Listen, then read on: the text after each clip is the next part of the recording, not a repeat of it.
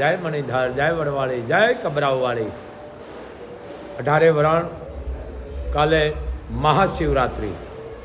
મહિમા જબરજસ્ત છે. કારણ કે ભોળોનાથ પાતાળમાંથી બહાર આવે, બરોબર છે ને ભાઈ? પાતાળમાંથી બહાર આવે એટલે બધા ભેળા આવી છે. એના ભેળા વિસીન, કુસીન, એરું, જાંદરું બધા બહાર આવે. કારણ કે શિયાળાનો છે ને 4 મહિના તમે જો પાતાળનું પાણી ગરમ હોય. હવે દેવ બહાર આવે ને હવે પાણી ટાઢું થઈ જાય છે. સમજી ગયા ને? આ પુરાવો છે એનો. આને કોઈ આમાં બોલવાની જરૂર જ નથી. એ આદિ અનાદિથી હાલ્યો આવે છે. કાલે મહાશિવરાત્રિ છે. પરંપરા આપણો 18 વરણ, જેને કહેવાય સનાતન ધર્મ. દેવનો દેવ મહાદેવ, દેવનો દેવ મહાદેવ. બધાએ દેવો હારા હારા રાખે છે. પડખે કેટલા હારા હારા રાખે છે. આપણે જેમ ગાડીઓ રાખી છે એમ હારી હારી રાખી છે ને, કરોડની, 2 કરોડની, 3 કરોડની. પણ એક જ ભોળોનાથ એવો છે, ભૂતને રાખે છે. હારાને જ હવ રાખે, ભેળા ભૂતને રાખે. એ કૈલાસ વાળો કાળ. એમ આવો દેવનો દેવ મહાદેવ. મહાશબ્દ સમજી ગયા ને? પેલા માનું નામ આવ્યું મહાદેવ. પેલા મા આવી, કારણ કે માથી મોટું કોઈ દુનિયામાં છે નહીં. એમ આખો પરિવાર પૂજાઈ ગયો. તમે વિચાર તો કરો. મહાશિવરાત્રિ ને અમારા વંદનીય અમારો ભીષ્મ નારાયણ, 4 દીકરાના, જો કે વખાણ ન કરો, જેને નામનો નાશ કર્યો. હવે જેને કહેવાય કવિતાયું દીકરી છે, લખનાર બાપ છે, એનું જો નામાસણ ન વાળી પાપ થાય એવું લખેલું છે. એનું બહુ મોટું છે. ઉમાના નાથ આવો, બચાવો બચાવો, મુખેથી શિવોમ શિવોમ જપો. આવા ભોળોનાથ. એમ દેવનો દેવ મહાદેવ. કાલ મહાશિવરાત્રિ. જેને ભોળાનાથને પ્રસન્ન કરવા માટે રાવણે આતરડા બહાર કાઢી નાખ્યા અને એકલતારો બની અને રાવણ મીંડો વગાડવા. તાંડવ જેને કહેવાય. ભોળાનાથ પ્રસન્ન થઈ ગયા. બાપ કે માગો કે અહીંયા આવો. હે કે અહીંયા, પણ કે અહીંયા આવી કે બસ મારી લંકામાં આવો. પણ કે રાવણ આવવાની જરૂર નથી, તું માગ. તો કે મને 14 ચોકડીનું રાજ આપો. આ ભોળાનાથની વાત કરું, દેવના દેવની, કે એક સપટી ભસ્મની માલકોર એ કુબેરનો ખજાનો જો લઈ લેતો હોય તો એક સપટીની માલકોર, એનો આપણે મતલબ ભાવ સમજવો જોઈએ. સમજી ગયા ને? ભસ્મ કહેવાય. ઘણા ને રાખ આપો તો કે ખાખ આપો તો ખાખ ન કહેવાય, રાખ ન કહેવાય, ભસ્મ કહેવાય. આને શું કહેવાય? ભસ્મ. બોલવાનું ધ્યાન રાખો. ભસ્મ કે ધૂણામાંથી કે યજ્ઞ ને એની ભસ્મ કહેવાય. એમ આ બોલવામાં કે રાખ આપો, રાખ સુલાને કહેવાય. સમજી ગયા ને? ખાખ કે ને કે જે વસ્તુ કાંઈ ન રહી એને ખાખ કહેવાય. આને ભસ્મ કહેવાય. એમ એક શક્તિ ભસ્મની માલકોર, જેને કહેવાય કે મા પાર્વતી અને લક્ષ્મીજી. અને આ બહુ મોટી વાત છે. પાર્વતી લક્ષ્મીજીને અહીંયા ગયા હતા અને લક્ષ્મીજીએ ક્યાંક ઉઘાડોમાં વાર લગાડી અને કીધું કે તમારા ઘરવાળા સુધર્યા. મા ભવાનીને ગમ્યું નહીં, કારણ કે દેરાણી જેઠાણી એટલે વાત તો વિખવાટ ઠેઠથી નાલ્યો આવે સત્તારે જેમ છે એમ. ભોળાનાથને ખબર પડી ગઈ.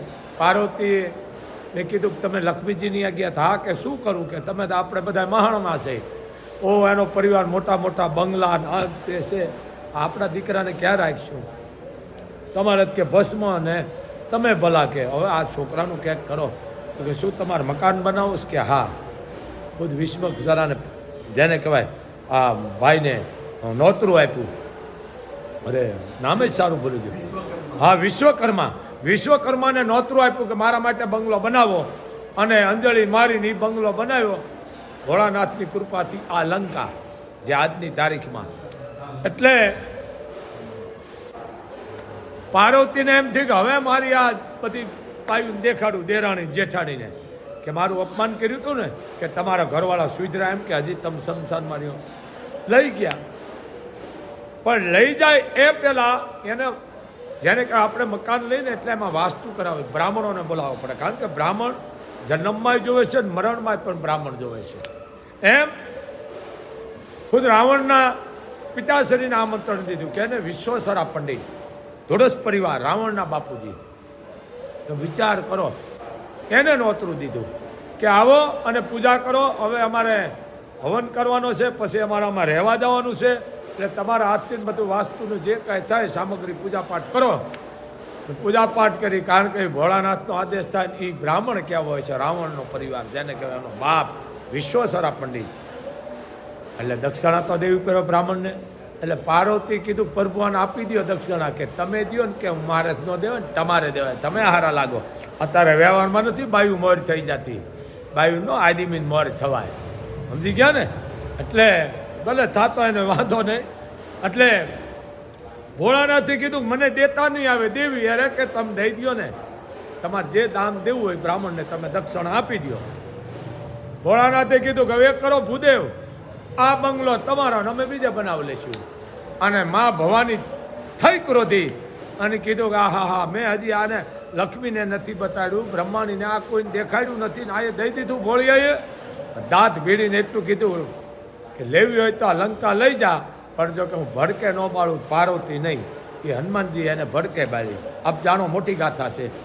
એમ 14 ચોકડીનું રાજ, એક ચોકડી એટલે 4 યુગ, એવું 56 યુગ હતી. રાવણને કોઈ મિટાવી ન શકે. આવું ભોળાનાથ પાસેથી વરદાન માગીને ગયો હતો અને મેંડો ખડખડાટ દાંત કાઢવા.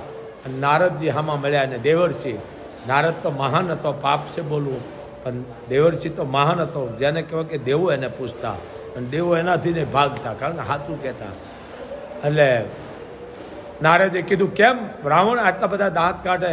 કે દેવર્ષિ આજ તો મને એટલો આનંદ છે, ભોળાનાથે મને 14 ચોકડીનું રાજ આપ્યું. એક ચોકડી એટલે 4 યુગ, 56 યુગ હતી, મને કોઈ મિટાવી નહીં શકે, એટલા માટે હું ખુશી છું.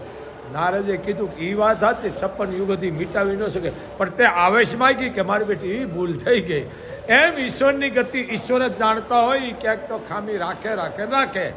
એમ આવો દેવનો દેવ મહાદેવ કે જેને કોઈ વિચાર ન કર્યો, 14 ચોકડીનું રાજ દઈ દીધું. પણ આને દેવનો દેવ મહાદેવ કહેવામાં આવે છે. મહાદેવ, મા શબ્દ આખો પરિવાર પૂજાઈ ગયો છે.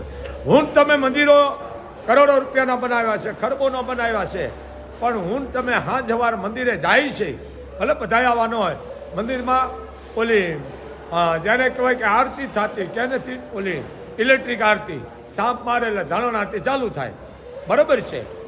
અને ખાલી પૂજારી હોય ને આરતી વાગતી હોય, અને ગામના ઓટલા ટોસતા હોય, બેઠા હોય અલગ મલકની વાતું કરતા, કે મોબાઈલ લઈને બેઠા હોય. હું મંદિરે ગયો, તું મંદિરે નથી આવ્યો, તું આ ફોનમાં વાત કરવા આવ્યો છો. પછી કહે છે અમને નડે છે, આ નડવાનું છે. તો હે 18 વરાણ, કોઈ પણ મંદિર હોય કે કદાચ નેહડો હોય કે નાની ડેરી હોય કે થોડો હોય કે મોટું હિમાલય શિવાલય હોય, હાંજ સવારે અહીંયા જવાની ટેવ રાખો. અને અહીંયા ગયા પછી મોબાઈલ બંધ રાખો, કારણ કે આ ભાવની ભૂખી છે. દેવ છે ને ભાવના ભૂખા છે. તો આવું જરીક જાઓ, ઘણા બેઠા મંદિરમાં, હું આરતી હાલતી પોતે મોબાઈલમાં પડ્યો હોય તો સમજી જો કે આનામાં સંસ્કાર છે નહીં. ધ્યાન લગાડી દે. આ મોગલધામે આરતી અડધી પોણી કલાક થાય, અમે શું કામ કહી છે કે ભાઈ મોબાઈલ બંધ રાખો? શું કામ? એક તમને જાપ કરો છો, એના હું ધ્યાન ધરો છો. ધ્યાન ધરવાથી તમારી ઉપર શુક્રિયા પ્રદાન થાય. એમ મહાશિવરાત્રિ છે કાલે, તો દાન કરજો બ્રાહ્મણોને, બાવા સાધુ.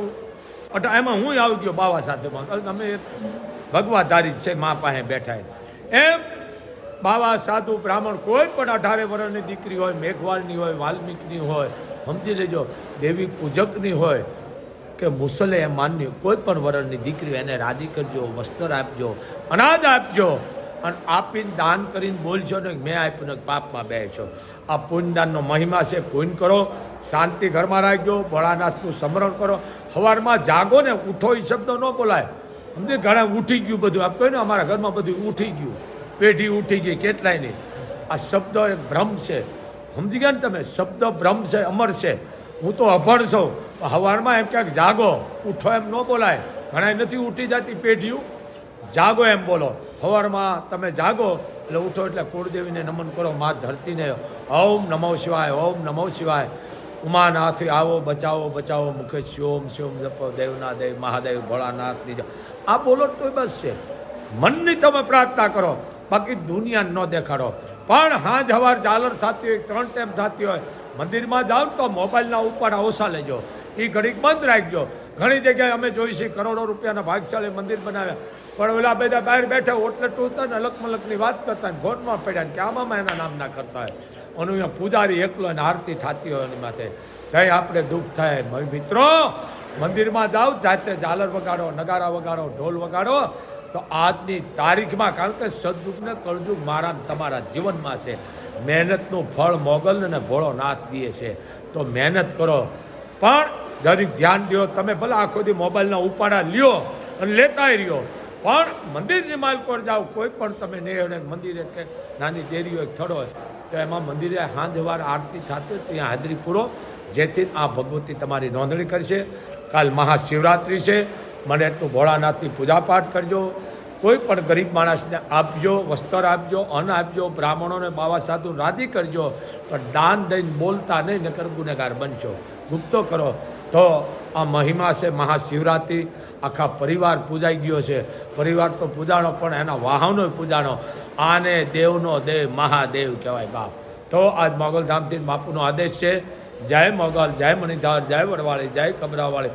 ઓમ નમઃ પાર્વતી પતિ હર હર મહાદેવ હર.